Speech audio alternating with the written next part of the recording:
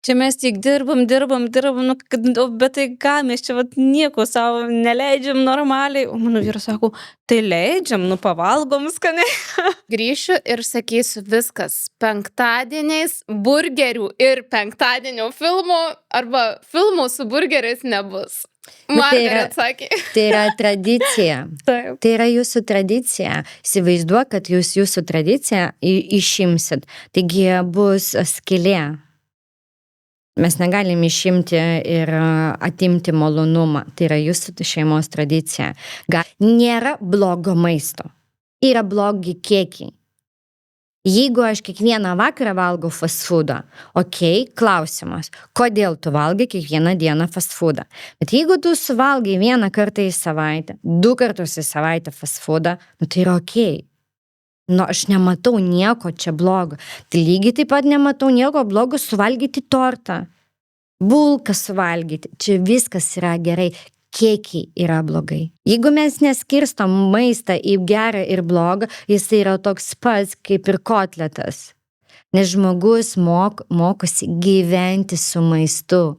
Mes negalim atsiriboti save 3 mėnesiams, numesti 10 kilogramų ir vėliau po to vėl grįžti prie pyragėlio. 3 mėnesius aš svajosiu apie pizzą. Kam? Jeigu aš suvalgysiu vieną gabalėlį pizzos ir pasakysiu, kad Margaret man leido, aš nenorėsiu visos pizzos. Man užteks to gabalėlio. Nuo pirmadienio nevalgau saldumynų. Pirmadienį atsikeliu ir saldumynų noriu taip stipriau negu įprastai, negu kažkuria kitą dieną, ar net nesuprantu, kas su manim vyksta. Mes atsitrenkiam į ribojimą, į draudimą, o kai mes draudžiam, mes dar labiau norim. Tai sveiki visi, šiandieną mes turime vieną žavę, stilingą moterį, tai yra Margaret. Sveika.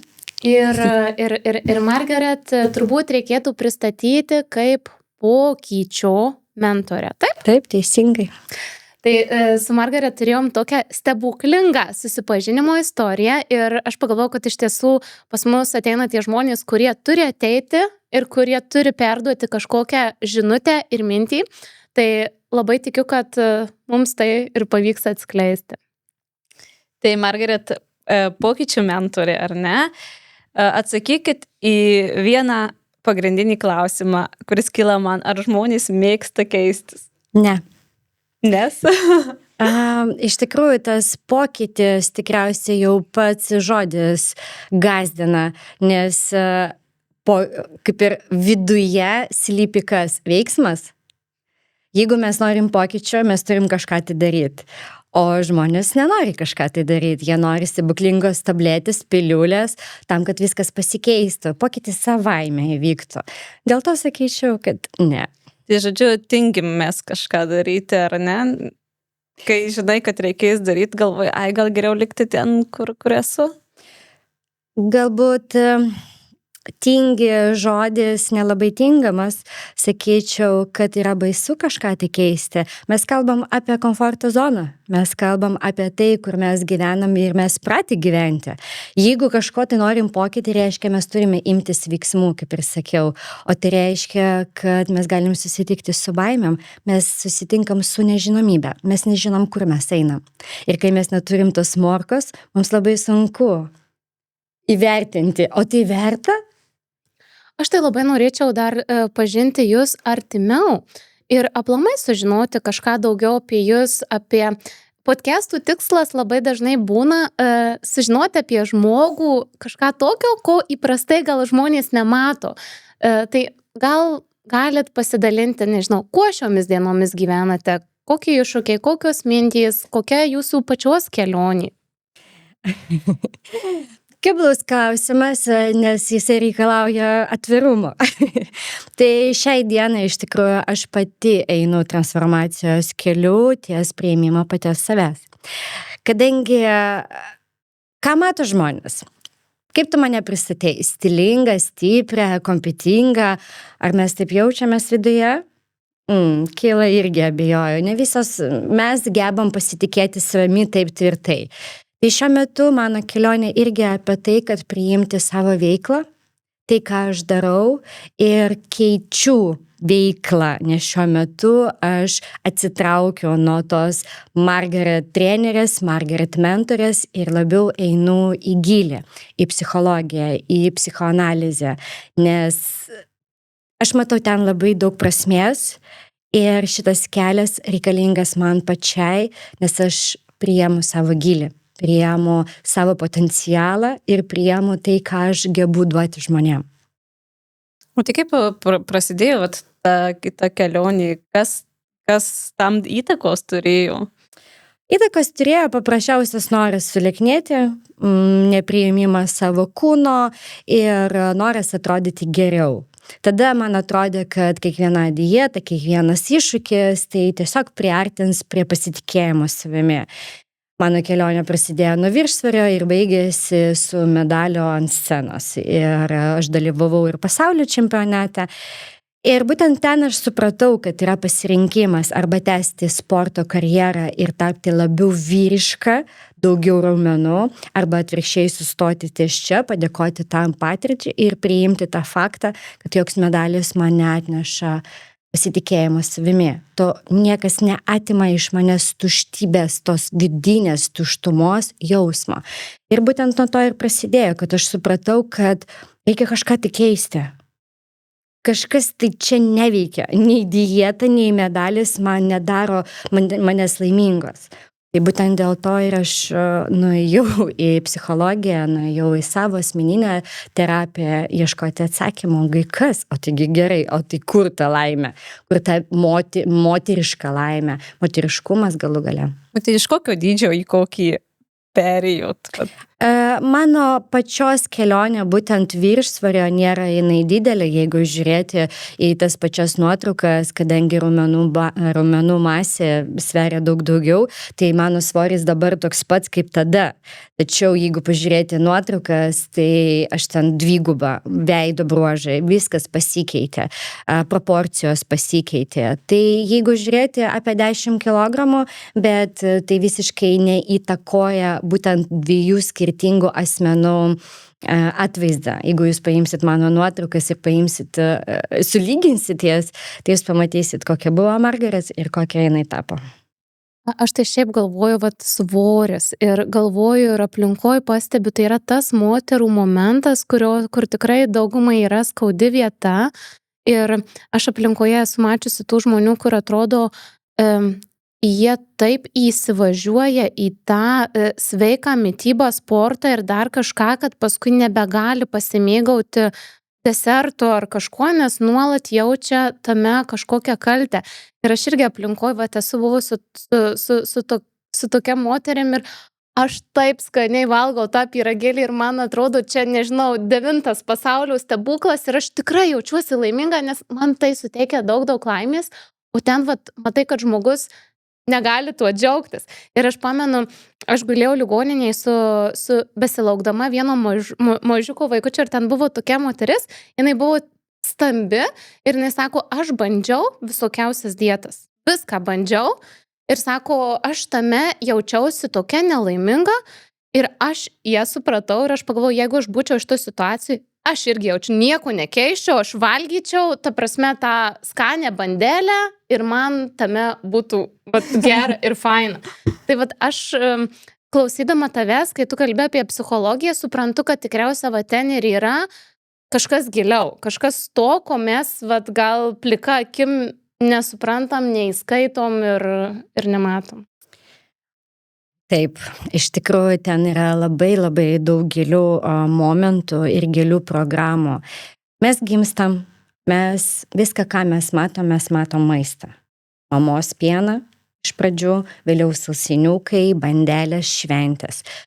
Kai mes susitinkam su draugais, mes irgi matom maistą. Ir pas mus žinutė galvoje, malonumas yra maistas. Man bloga maistas, man gera maistas, šventė ir neigiama emocija irgi maistas. Ir taip atsiranda tas ryšys tarp hormonų, tarp smegenų ląstelių.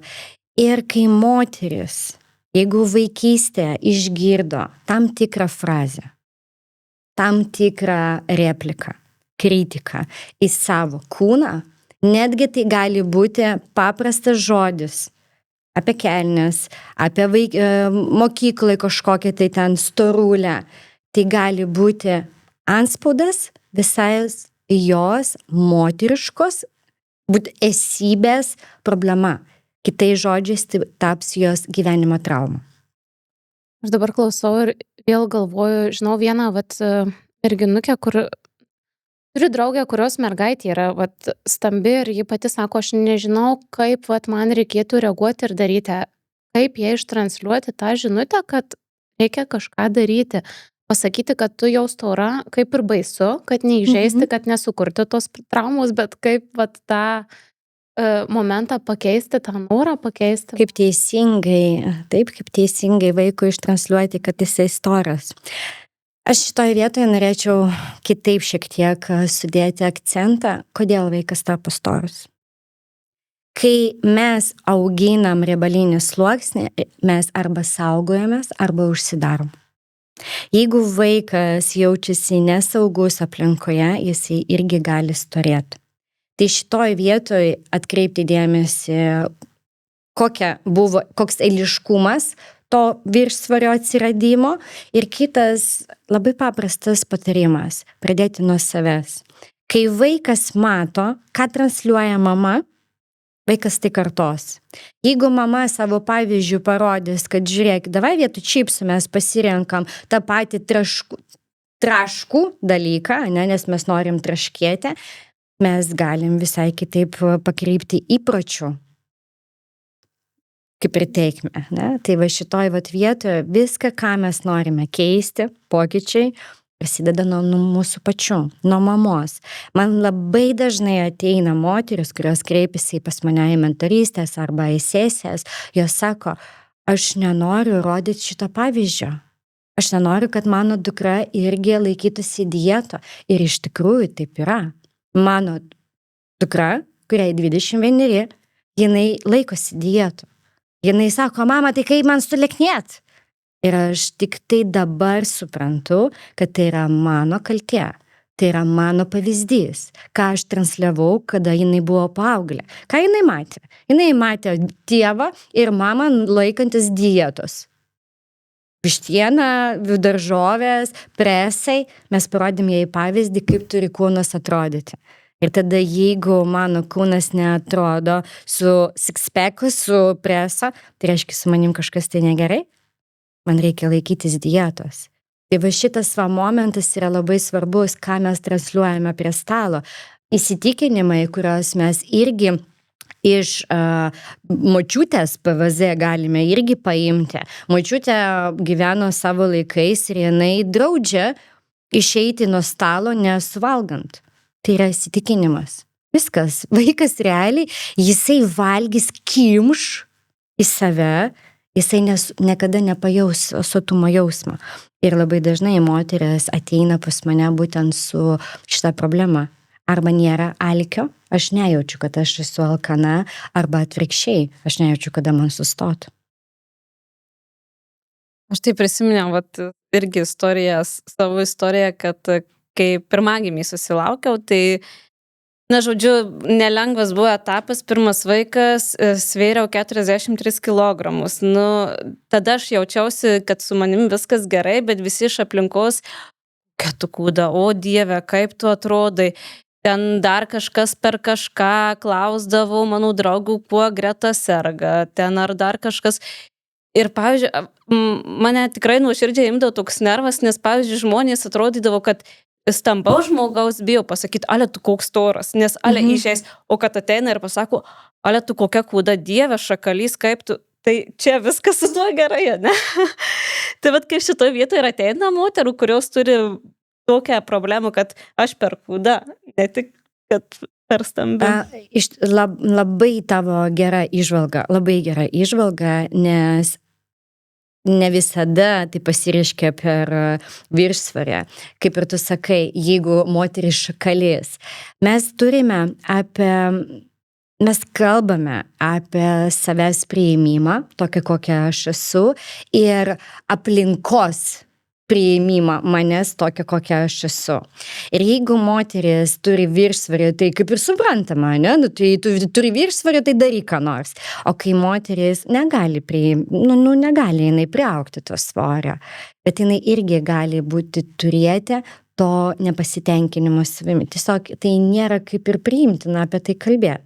Bet kai aš dirbau pati trenerė, aš labai dažnai irgi su tuo sutikdavau, kai moteris ateidavo ir sakė, aš noriu sportuoti tam, kad priaugti to svorį. Nes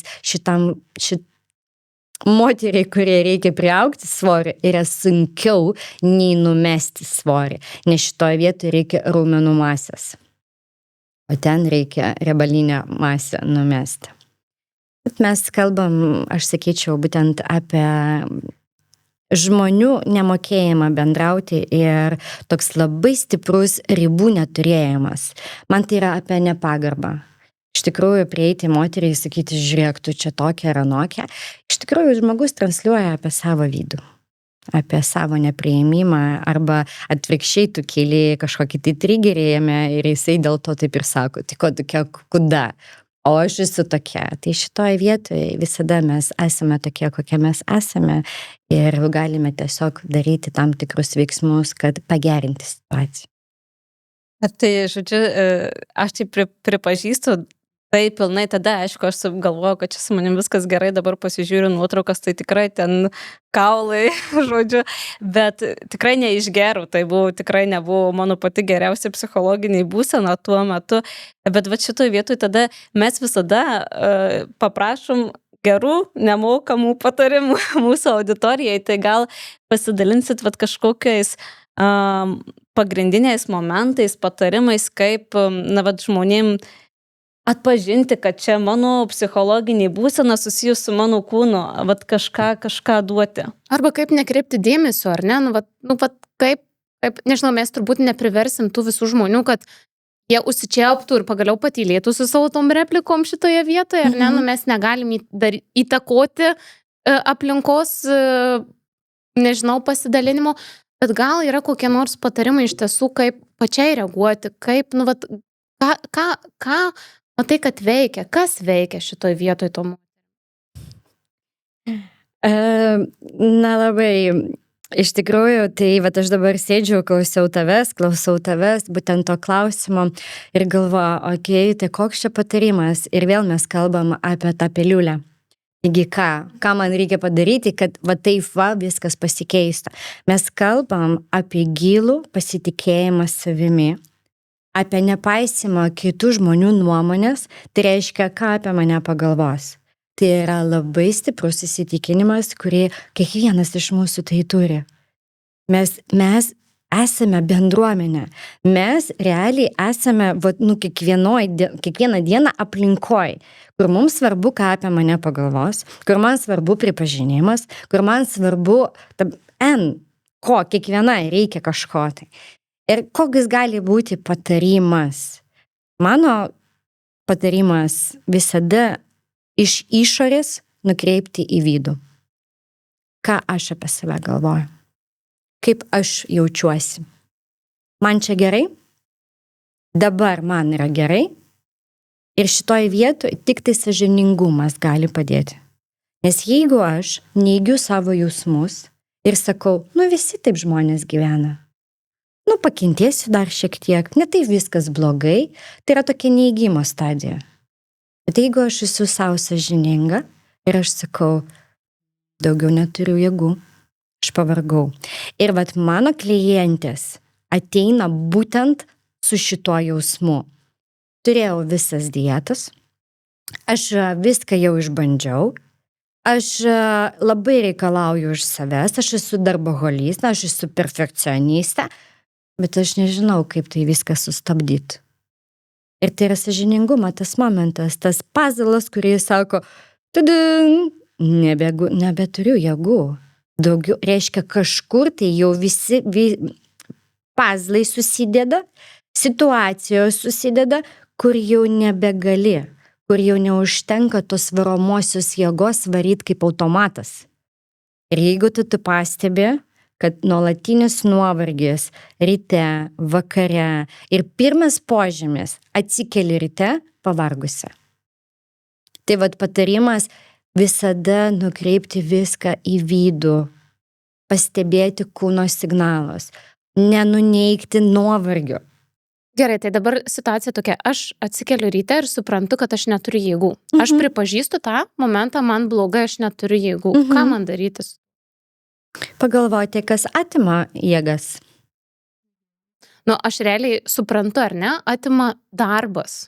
Darbas, vaikai, aš irgi atsikeliu labai dažnai be jėgų ir šiandien atsikėliau iš vis be jėgų, nes prasidėjau mūsų kursuok ir aš nuo 3 ryto jau pergyvenau, kaip ten, kur kas kame bus. Ir ką man dabar su tuo daryti? Aš suprantu, kad čia gal vėl yra ta piliulė, mes visi kažko norim, bet aš labai tikiu, kad kaip ir, tarkim, sako, kad anoniminiam alkoholikui galima padėti tik tuo atveju, kai jis pripažįsta, kad jam reikia pagalbos, ar ne? Taip. Tai aš, tarkim, atsikeliu, suprantu, aš net ir pati savo sakiau, viskas, man reikia savaitgalio, man reikia poilsio, man reikia kažką daryti, suprantu, kad nelabai gerai. Ką man toliau daryti? Davai savaitgalį. Dabar turėtų būti tas savaitgalis. Tu jau atsakėjai šį klausimą.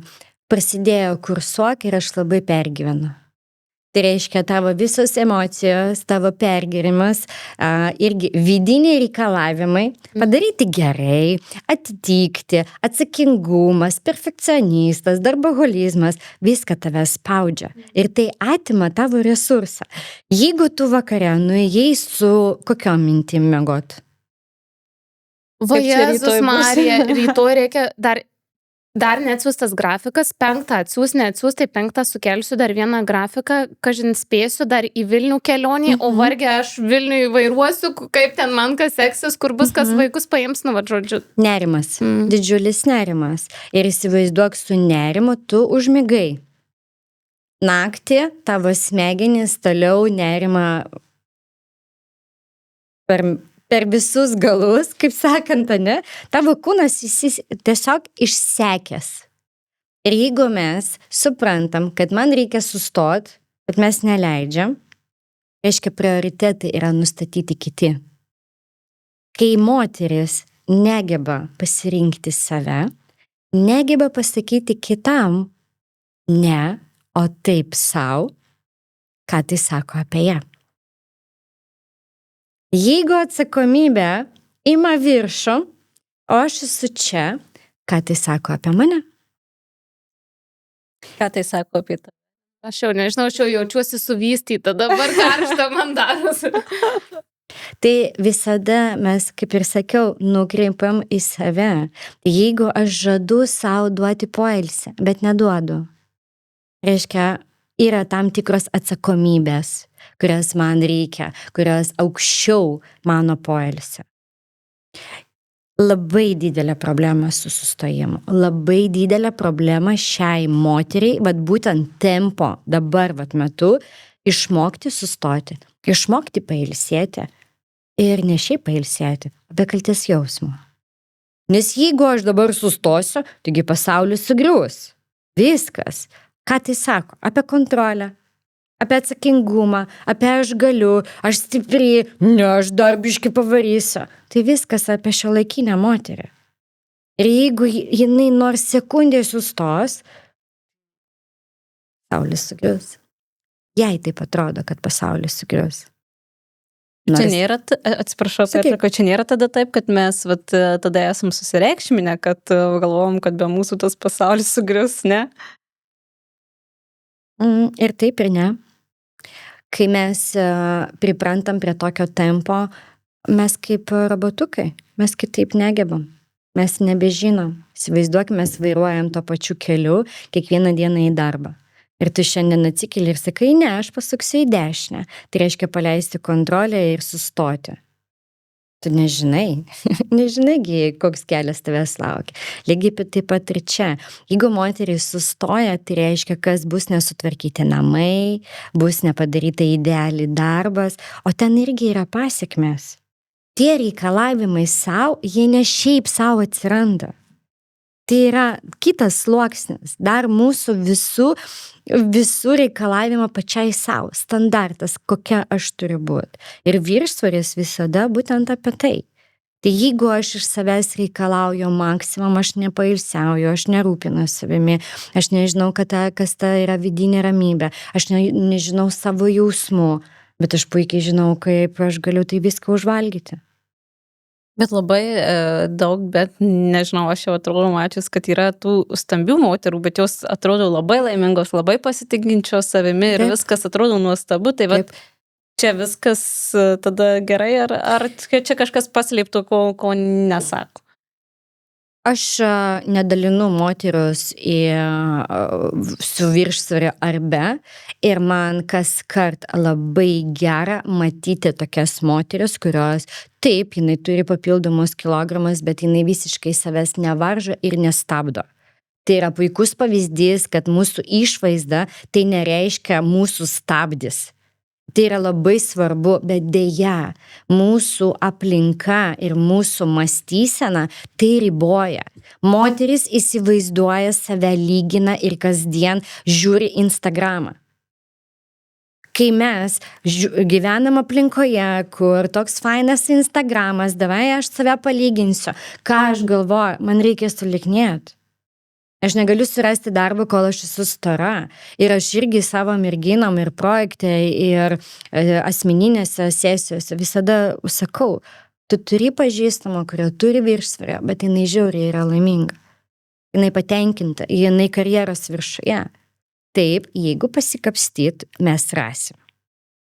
Kodėl?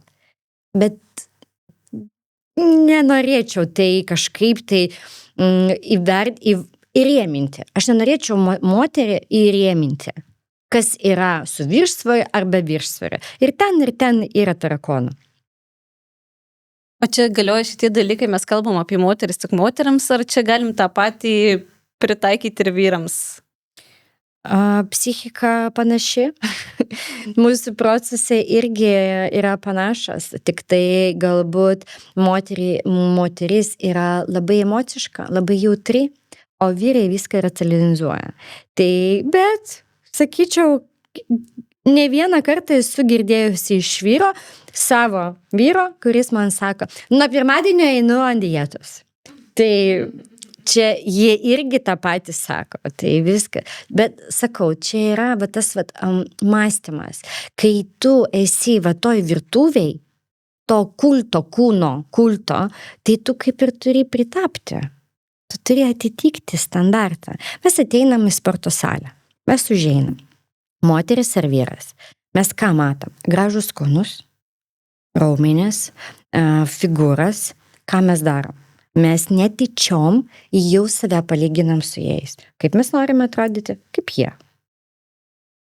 Ką mes darom? Stengiamės atrodyti kaip jie. Tada ką? Nuo pirmadienio ant dietos. Bet aš dabar klausau ir galvoju, tai kur šitoj vietoj yra tas balansas? Ar mes iš tiesų turėtume laikytis tų standartų? Yra atrodo žmonių, kuriems tikrai reikėtų sustoti valgyti arba pasirinkti tą sveikesnį gyvenimo būdą. Ir kur, kada atrodo norisi, kad tie žmonės būtų laimingi, savimi, viduje patenkinti ir jeigu jam tai okei ir jis yra laimingas, tai gal taip ir palikti, bet kur yra tas, kad net nežinau, kaip ištransliuoti šitą savo mintį, bet kada reikia stebėti tą standartą, kada nestebėti ir kokia tavo pačios pozicija. Ar mes vis dėlto turėtume kažkaip siekti, kaip aš tarkim pasižiūriu ir galvoju, blemba vasarą atostogos, iki tų atostogų gerai būtų numest čia tuos kelis kilogramus, ar ne? Šiaip man gerai, aš patenkinta savim, bet per atostogas būtų gerai. Dėl ko? Dėl gražių nuotraukų, dėl geros savijautos maudimukė, taip, tarp moterų gerai atrodyti. Tai yra irgi pavandeninio akmenės, kodėl aš noriu lieknėti. Atsakant į tavo klausimą, kur tas standartas, aš prieš standartas, aš juos laužau ir kiekviena moteris, jinai yra unikali. Kiekviena asmenybė yra individuali. Kodėl mes norim pritapti prie kažkokių tai standartų? Kas nustatinėja standartus? Aš atsakysiu, kas? Tu pati. Tu pati savo nustatai standartą, kokį tu turi būti. Kaip tai vyksta iš gilios mūsų vaikystės. Kaip mums sakė, šitą gerai, o šitas blogai. Va čia, žiūrėk, Pietrytė, Marytė tai padarė. Ir tu, aha, gerai, tai reiškia, čia yra gerai, reiškia, taip turi būti. Ir tada mes formuojam savo asmeninį palei tai, palei kritiką, palei kažkokią tai repliką, palei įvertinimą, pagirimą. Ir mes formuojam, kas yra gerai, kas blogai. Ir taip atsiranda mūsų pačių standartas, kaip mes turime atrodyti. Kai aš buvau trenerė, aš gyvenau pagal standartą. Kaip trenerė turi gyventi, kaip trenerė turi pozicionuoti save, kaip trenerė turi gyventi. Ir aš dirbau sporto salėje ir pirmam aukšte pas mus buvo Lidlas. Ir aš nueidavau į tą Lidlą, apsipirkdavau ir kas kart, kai stovėjo klientas man už nugaros, aš jutau, kaip jisai stebi mano krepšelį. Ir vieną kartą aš kalbėjau su savo kolegė ir jinai sako, aš tai šitam Lidle picą nepirku. Ir aš tokia galvoju, aš irgi. Ta prasme, tai yra pasąmoninė, mes bijom apie tai, kad mesgi trenerė. Ir aš labai dažnai girdėjau apie tai, kad tu esi trenerė. Mano istorija, gulėjau ant masažo stalo, mane masažuoja vyras, sportinis masažas, labai stiprus, aš ten tokia guliu ir galvoju. Ir jisai man sako, tugi trenerė, pakentėk. Aš atsisukau jį ir taip sakau, visų pirma, aš esu moteris, aš esu žmona, mama, o po to aš esu trenerė. Bet tada aš antiek pajutau tą ribą, kad aš jau nebenoriu statyti trenerę, moteris, asmenybė, mama ir visas savo pareigas, nes, ta prasme, kas pasakė, kaip turi atrodyti treneris? Ne? Kultas, kūno kultas. Aš pardavinėjau savo kūną. Vat grinai, ne? Jeigu mes ateinam į salę, mes matom trenerį, reiškia, jinai turi būti pavyzdys. Aš taip 8 metus išgyvenau pagal trenerės standartą. Ir vieną dieną aš skambinu vyrui ir sakau, aš išeinu.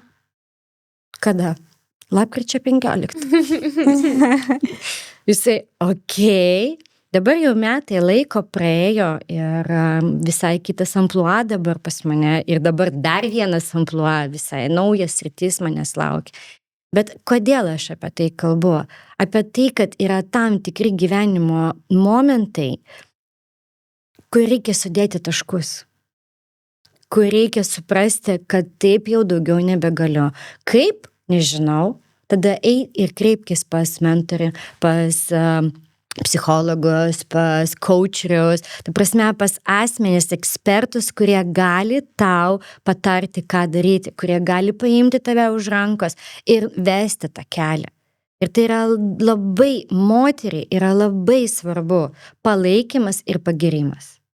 Dabar klausau ir galvoju, kad šitas podcastas turėtų būti ypatingai toksai palaikymo dalykėlis toms, kurios išgyvena tuos momentus, ar ne, nes kiekviena realiai moteris, gal ne kiekviena, bet net ir tos trenerės, ar beklausytų trenerė, ar klausytų stambi moteris, ar klausytų kuda, kiekvienai atrodo, kad kažkada aš galėjau atrodyti geriau ir žodžiu, tikrai čia jos turėtų gauti to tokio palaikymo.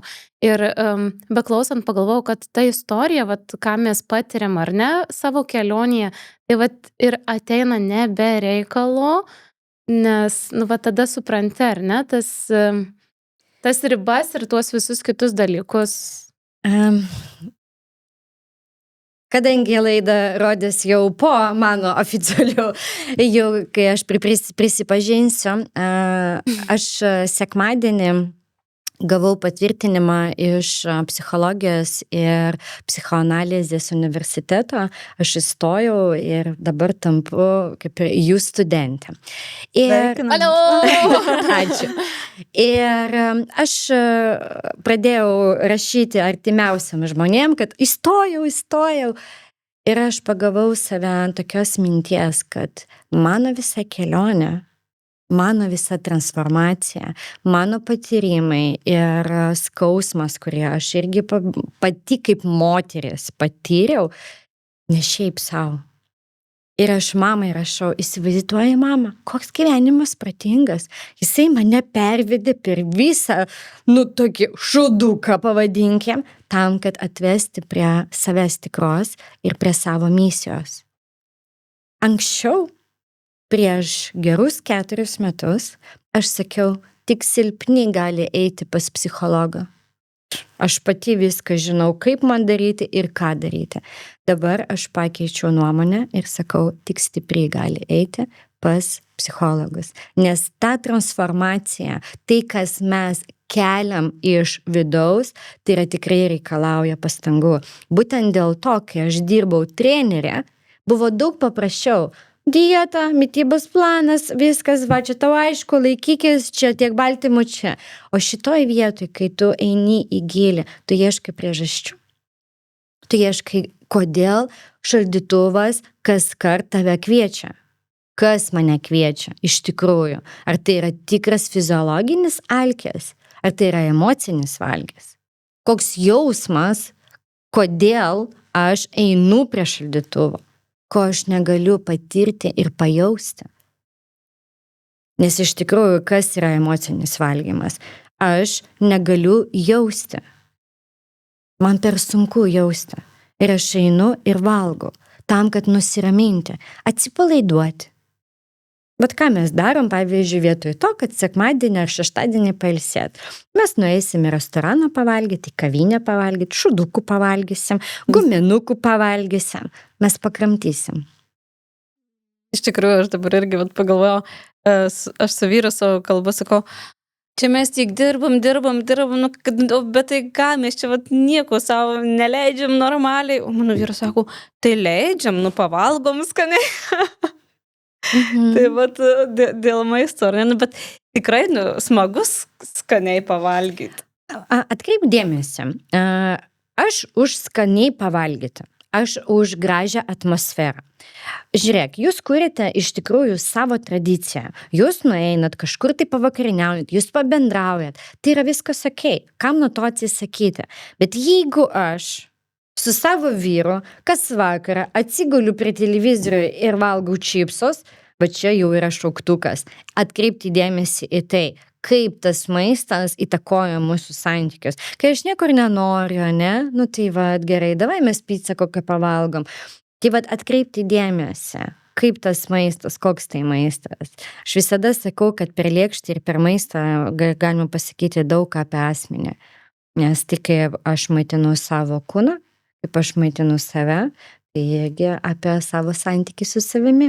Tai merginos, kai jūs valgysit iš Statoilo greitai sumuštinį, prisiminkit apie mane.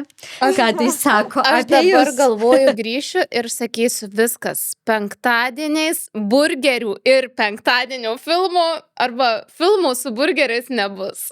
Margaret sakė. Tai yra tradicija. Taip. Tai yra jūsų tradicija. Įsivaizduok, kad jūs jūsų tradiciją išimsit.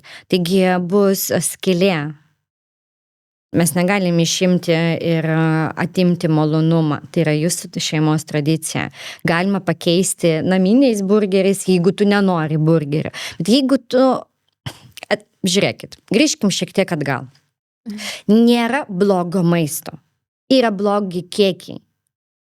Jeigu aš kiekvieną vakarą valgau fast foodą, klausimas, kodėl tu valgai kiekvieną dieną fast foodą? Bet jeigu tu suvalgai 1 kartą į savaitę, 2 kartus į savaitę fast foodą, tai yra aš nematau nieko čia blogo.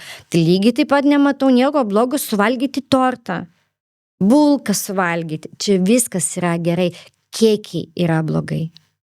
Kai jeigu aš ateinu vakare namo, atidarau šaldytuvą ir suvalgau pusę šaldytuvo, čia yra šauktukas, ne? Atkreipkite tai dėmesį. Jeigu tai besikartoja, jeigu aš nieko nenoriu ir tiesiog valgau guminukus prie televizoriaus, tai irgi atkreipti į tai dėmesį. O jeigu vieną, antrą kartą su vaikais kažkur tai nueiti, tai yra mūsų šeimos, mūsų gyvenimo dalis. Ačiū Dievui.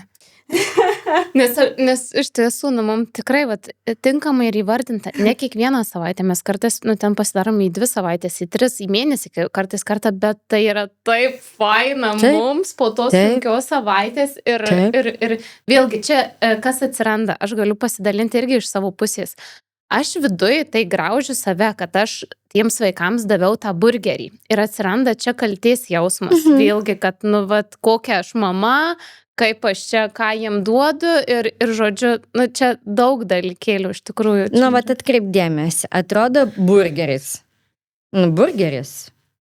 O mes jį ant kiek padarom didelių burgerių. Tu suvalgai pati, privalgiau burgerį blogai, penktadienio vakaras ir taip. Kokia aš esu bloga mama, aš daviau dar vaikams. Kiek minčių sukėlė burgeris. Kodėl? Nes burgeris blogas maistas tavo galvoje. Jeigu mes neskirstom maistą į gerą ir blogą, jis yra toks pats kaip ir kotletas. Ta prasme, mes nesureikšminam fast foodo ant tiek, kad jis yra blogas. Tai reiškia, yra gero ir blogo maisto, tas riba. Tortus suvalgiau, galėjau atsisakyti. Bulkas suvalgiau, blemba, čia irgi priaugs, man laukia ten atostogas, ne? Tai šitoj vietoj irgi atkreipkite dėmesį tiesiog į kiekį. Viskas remiasi į kiekį. Šiaip tai labai gera girdėti, kad, sakau, man maistas yra tas pasaulio stebuklas, kur aš pamenu, mes išvažiavom su draugiai į Daniją ir mes ryte sėdėm tokio labai gražioj pakrantėje. Ir aš nežinau, užsisakym ten kažkokį sumuštinį ir kavą ir aš sėdžiu ir aš jai sakau, dar pyragėlį gal šalia, sakau, žinai, Dovilė, čia yra gyvenimas, dabar aš gyvenu. Ir tikrai man ta emocija, ta prasme, aš maks buvau laiminga ir jinai sako, bet žinok, tu tik kai valgai, dažniausiai būni tokia laiminga. Ir man iš tiesų maistas yra tas džiaugsmo momentas, aš ne apie prisivalgymą ar ten kažkokį valgymą, bet man tas kažkoks momentas atrodo, oh my god. Žiūrėk, maistas viena dalis iš sudedamųjų. Tu sėdi pakrantėje, tau gera, tu atsipalaidavus. Ir čia dar pyragėlis. Ar gali būti geriau? Tas mūsų tortukas, pyragėlis, kažkoks tik kreminis, visada apie šilumą ir apie meilę.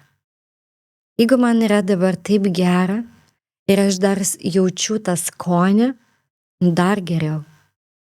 Atrodo, kad višnaitės, ne, kaip tu ir sakai, dar čia pyragėlį ir ta višnaitė, ne, nes yra ta sąsaja tavo.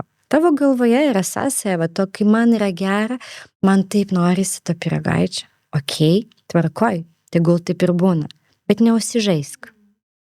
Jeigu aš jau matau, kad tai man trukdo, tada aš kaip ir sprendžiu, bet jeigu man tai netrukdo, kam atsisakyti? Įsivaizduokit, kad mes kiekvieną kartą bandom atimti iš savęs malonumą. Kai moteris atsisėda ant dietos, ką jinai daro, jinai atima iš savęs maistą, savo mėgstamus produktus atima. Tai jinai atima malonumą. Tai tada einam maloniai numesti svorį. Maloniai mesti svorį, bet pavyzdžiui, kaip mano merginos meta svorį. Nėra jokių papirėlių, nėra jokių mitybos planų. Tai yra receptai, kuriuos aš duodu ir žmogus palei save, palei savo šeimą pats sudaro savo racioną. Ir man labai gera matyti, kai man atsiunčia nuotraukas ir aš matau burgerį.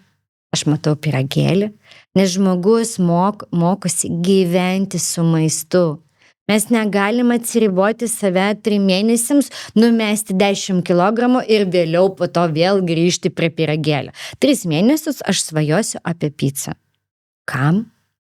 Jeigu aš suvalgysiu vieną gabalėlį pizzos, Ir pasakysiu, kad Margaret man leido. Aš nenorėsiu visos picos. Man užteks to gabalėlio. Jeigu aš matau, kad aš sėdžiu su savo kolegom ir jie valgo prieš mane naglai saldainius, aš galiu sėdėti ir kentėti.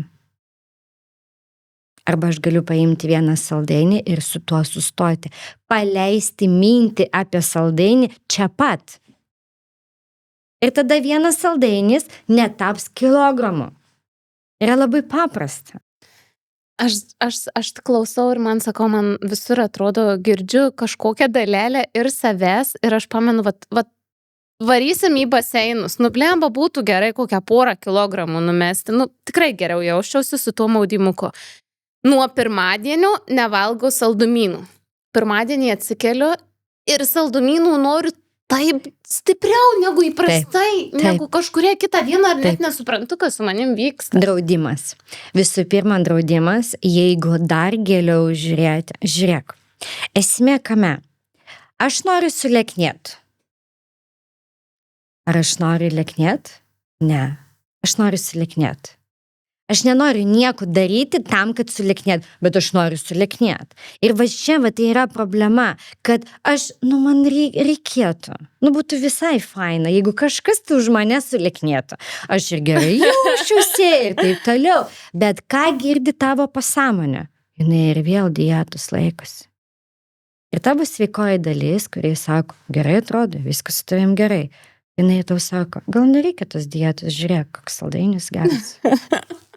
Ir tada mes atsitrenkiam į riebojimą, į draudimą, o kai mes draudžiam, mes dar labiau norim. Prisiminkit vaikus, kurias mes neduodam saldainių. Arba mes sakom, nepalauk. Mes einam per valią. Valia jokiais būdais nedirba. Aš esu gyvas pavyzdys valios. Aš labai ilgai variau per valią, per įrodinėjimą. Tai yra didžiulė tuštuma viduje. Tu nesupranti, kodėl tu tai darai. Nes tu eini dėl įrodymo, dėl noro, kad tave priimtų, dėl noro, kad tave matytų tokią, kokią tu savo iškėlė tą reikalavimą. Kaip tu turi atrodyti. Dabar šiai minutei aš priaugau 4 kilogramus per visą savo kelionę, kai aš jau viską valgau, ta prasme, visiškai savęs neriboju. Ir buvo toks momentas, galvoju, eina savo, aš kalbu čia apie mitybą, kaip čia galima valgyti ir pati priaugau svorį. Margaret, reikia sulieknėti, mintis galvoje. Aš galvoju, gerai, laikas sulieknėti, reiškia, davai mes kažkaip tai pabandysim tai daryti kitaip. Ir aš perėjau per visas kaip ir, tai parinksiu teisingą etapus, taip. Kaip darė mano klientai, kaip aš pati dariau kažkada tai. Ir aš supratau, aš sąmoningai mačiau, kas darosi su mano kūnu. Kol aš save ribojau, žiauriai save ribojau, ten vakare kentėjau tą alkį, mano svoris tiesiog stovėjo. Nieko. Mano nuotaika, aš alkana, aš pikta, aš galvoju, Dieve, kam aš tai išvis darau. Tada aš galvoju, gerai, pereiname tai, ką aš jau moku kitaip, kaip aš mokinu savo merginas. Pradėjau galvoti, man čia nepatinka, man liktai aš pati savo nurodinėjau, kaip man čia reikia laikytis, čia mitybos planas ir taip toliau. Ne, man nepatinka, man reikia laisvės. Man reikia būtent to pasirinkimo. Atidarai šaldytuvą, gerai, ko aš šiandien noriu? Žuvies, vištos, kotletų? Galbūt ne. Noriu guliašų, pabaze. Ir aš jį darau. Tai laisvė. Tai laisvė rinktis. Ir nuo tos minutės aš pasakiau, jokių mitybos plano aš daugiau niekam neduosiu. Tai tie 4 kilogramai liko ar nukrito? Nukrito. Nes pas mane norėjau kelt ranką, aš 5 irgi baigiau maitinti mažąjį ir taip po žindymo pabaigos išvažiavom į Turkiją, kur ten viskas įskaičiuoti ir reikia valgyti.